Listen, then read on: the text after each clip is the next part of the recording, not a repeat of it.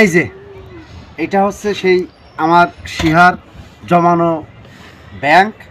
আপনারা দোয়া রাখেন, দেখি এখানে কত টাকা হতে পারে। পড়া শুরু করেছে।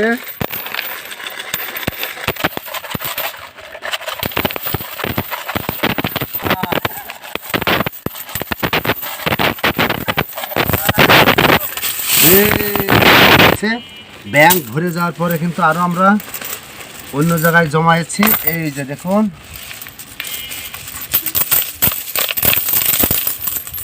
এই যে আরো আছে, এই যে দেখুন,